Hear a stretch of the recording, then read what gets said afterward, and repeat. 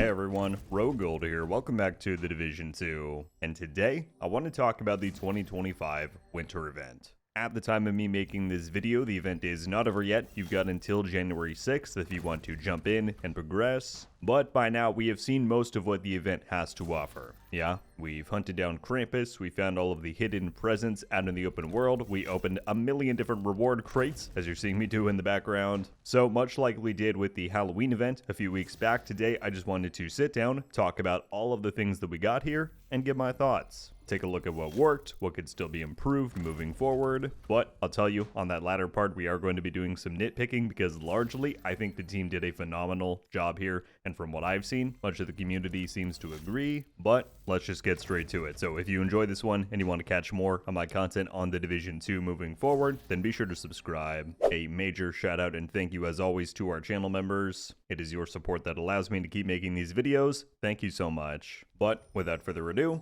let's get to it. Okay, so where to begin? I wanted to start out by first giving the team their props for the delivery of this event. Back when we got the Halloween event in October, pretty much everybody was taken by surprise for how in-depth and revolutionary it was compared to what we were used to getting for these kinds of things. And off of that, a couple of questions were raised. For one, is this just a trial run for this kind of content and we'll need to wait for the team to analyze the feedback from it to decide if they want to do it again? Or even if they wanted to do it again, could they turn around and pull it off again for the winter event so soon after Halloween? Well, as we now know, not only did they pull it off back to back, but in my view, they innovated and implemented several improvements for this, which is not an easy feat when the turnaround between these two events was, what, 5 weeks? So let's get into some of what stood out to me. Firstly, the world decorations returned here for the winter event. This was probably my favorite aspect of Halloween, just for the visual variety that we got after all of these years. Very happy to see these. This time around we had all of the social spaces, just like Halloween. Also the Krampus bounty location was decked out. But also, and I just learned this recently, did you know that floor 100 of the summit has a fresh coat of paint as well? You know, that mode is like loosely tied to this whole event with the fact that winter keys can drop from summit crates. You can also get the Jewel Mist mask from floor 100 itself.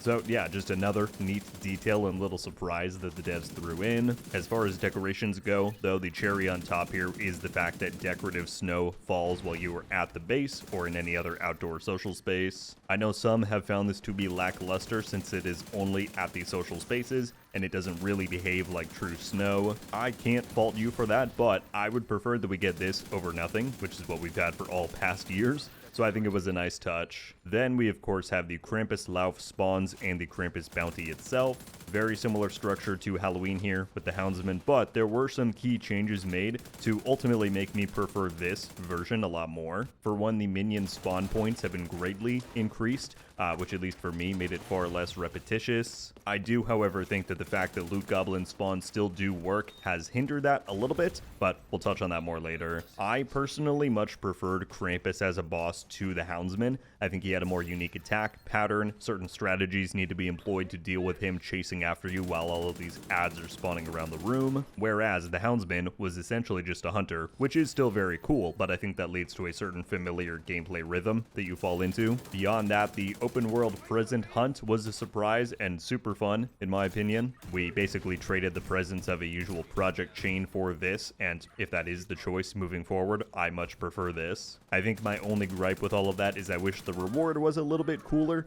but the treasure hunt itself was still a lot of fun. Then, though, we need to talk about what was hands down my biggest standout and favorite element added this time around, and that is the entire key and cash reward system. This really worked for me on a couple of different levels. For one, I'm always going to be an advocate of player choice, and I really like how this presentation allows players to choose what rewards to pursue and in what order, depending on how much time they have to play the event. Then, in particular, it felt really great to see a spiritual apparel event return here with the winter apparel cache. There were no strings, no stipulations, no duplicates, right? Just grind 25 keys, spend those, and get some sweet new outfits. I really hope that for each of these core seasonal events moving forward, we see something like this. Additionally, the community challenge cache was amazing. Alex, the game director, noted on Twitter that this was all new technology that the team built for this event, and I think they were hoping that it would go over well. I would say say it absolutely did. I think one of the main takeaways from this first implementation of it, though,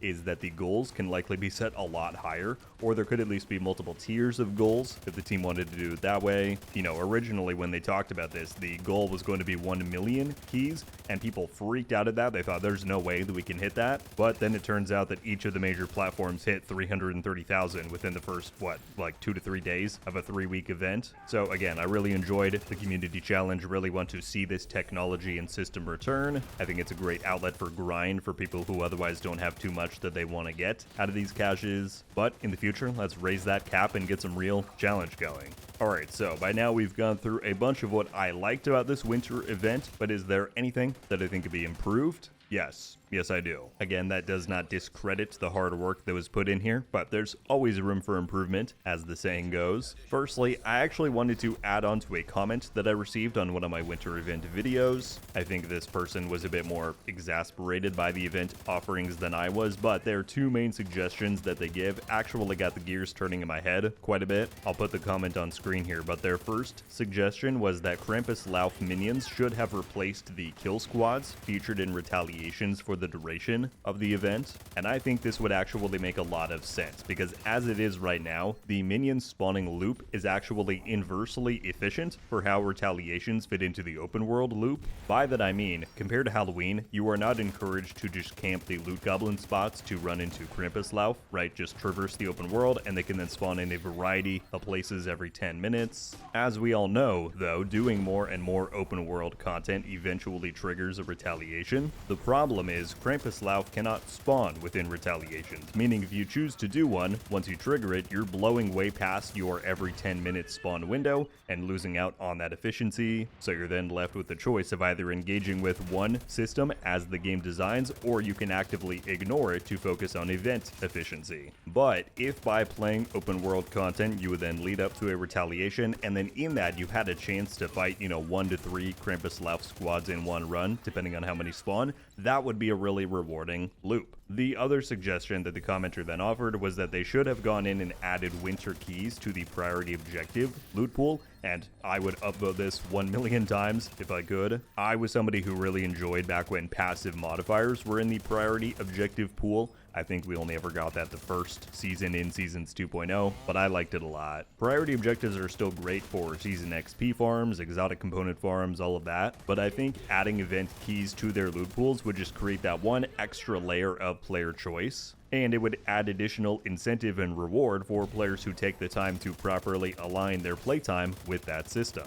And so if you kind of mash these ideas all together, let's say you're popping priority objectives all around the open world, you're fast traveling around to do those. As you do so, you're then running into Krampus Lauf. Eventually that triggers a retaliation. You do that to get a pinata of Krampus Lauf and keys and bounties. That would be really fun. Overall, that person's feedback is that it would be nice to see a bit more forethought put into how the team could better integrate these events within the existing systems and features that we have within the game. And after thinking through that, I agree 100%. The final bit of feedback and an idea that I wanted to propose has to do with the winter gear cache that we got. Now, this thing has drummed up its fair share of controversy, primarily around the exclusive exotics that it can drop. Those who previously did not have easy access to these items are of course thrilled that they now finally own them, whereas those who think they should have remained a bit more elusive and aspirational feel as though this event handed them out a bit too easily. Unfortunately, I don't think there's really much that you can do there, right? The genie has been let out of the bottle, if you will, and there's not really any going back in terms of retaining their exclusivity. Where I wanted to focus my feedback, though, was actually on the reward and incentive for veterans to engage with this reward cache in particular, because as great as the apparel and community challenge caches were, as somebody who already owned every item within the gear cache going into the event, I had very little reason to engage with it at all. It did of course feature the bell ringer, which is the new named item introduced with this event, but that was really just a novelty item more than anything, hardly this exciting new piece of loot to chase. So it got me thinking, is there any way in which the team could add more incentive to this cache, a greater reason for players like myself to care about spending keys on it? Well, that then got me thinking. They've already struck that dopamine rush for when somebody scores an Eagle Bear, an Ouroboros, or a Regulus who does not already own one, but again, for players who do, even nabbing that rare drop out of these isn't all that exciting. However, in order to make those drops still enticing to prior owners, What if the team went in and designed event-exclusive exotic skins for the specific exotics that are going to be featured in one of these caches? So, in the context of the winter event, what if the Eagle Bear, Ouroboros, and Regulus all came with a winter event 2025 skin, but only if we're able to pull one out of these event gear caches? This would be an extra bonus for people who have never owned one, yet got one from these caches, so no harm, no foul. But by doing that, suddenly veterans would have an incentive to invest keys into the gear cache. Some might not care given it is a cosmetic incentive only, and that's totally fair, but I just think that that would be a neat way to create some kind of drive, which this current iteration did not really offer much of at all to veterans.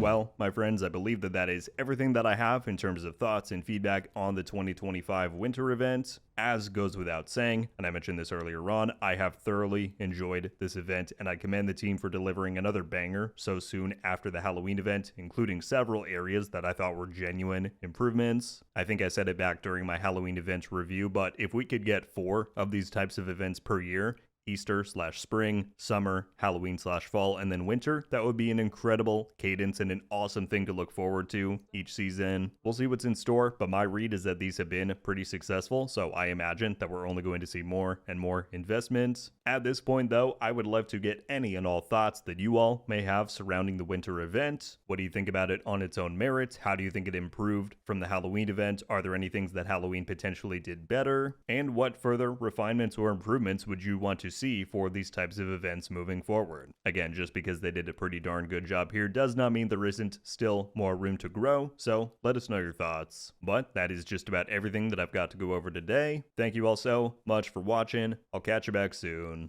RogueGold out.